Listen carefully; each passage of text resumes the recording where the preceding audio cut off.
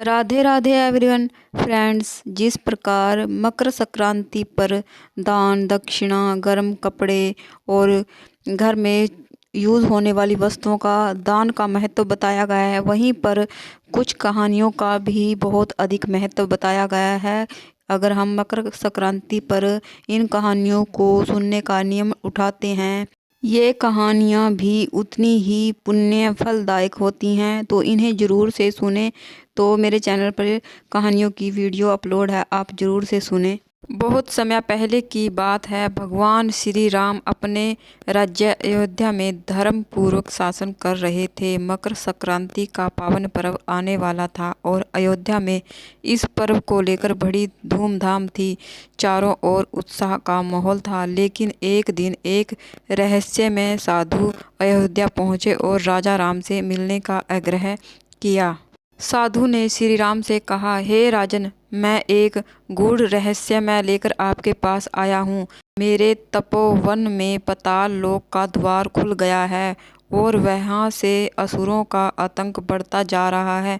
मुझे आपके धर्म, पराक्रम और बुद्धिमत्ता पर पूर्ण विश्वास है। केवल आप ही इस समस्या को हल कर सकते हैं। राम ने साधु की बात सुनी और तुरंत सहायता का वचन दिया। उन्होंने अपने भाइयों लक्ष्मण, भरत और शत्रुघ्न को राज्य की जिम्मेवारी सौंप दी। पाताल लोक जाने का निर्णय लिया।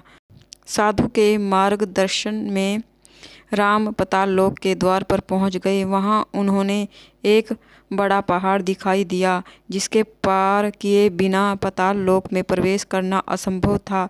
श्री राम ने ध्यान और तप से पहाड़ को पार किया और पाताल लोक पहुंच गए। पाताल लोक में उन्होंने देखा कि वहां के असुर सूर्य के उत्तरायण होने के पूर्व मकर संक्रांति को अपवित्र कर रहे थे। वे वहां के निवासियों को सताकर सूर्य देवता को अपमानित कर रहे थे। राम ने असुरों को चुनौती दी। असुरों के राजा ने कहा, हे राम, यह पाताल लोक है, यहाँ तुम्हारा धर्म नहीं चलता। यदि तुम हमें हराना चाहते हो तो हमें अपनी वीरता से परिचित करो। राम ने अपने पराक्रम से असुरों का अंत कर दिया और पाताल लोक में शांति स्थापित की। वहां के निवासियों ने राम को धर्म की ज्योति कहकर सम्मानित किया। उन्होंने राम से निवेदन किया कि वे मकर संक्रांति का महत्व बताएं। राम ने कहा, मकर संक्रांति केवल पर्व नहीं बल्कि जीवन में प्रकाश, सत्य और धर्म का प्रतीक है। इस दिन हमें अपने मन के अंधकार को दूर करके सत्य और उजाले की ओर बढ़ना चाहिए। यह दिन हमें दान, सेवा और समर्पण की शिक्षा देता है। राम ने पाताल लोक से लौटकर साधु और अपने राज्यवासियों को अपनी यात्रा की कथा सुनाई।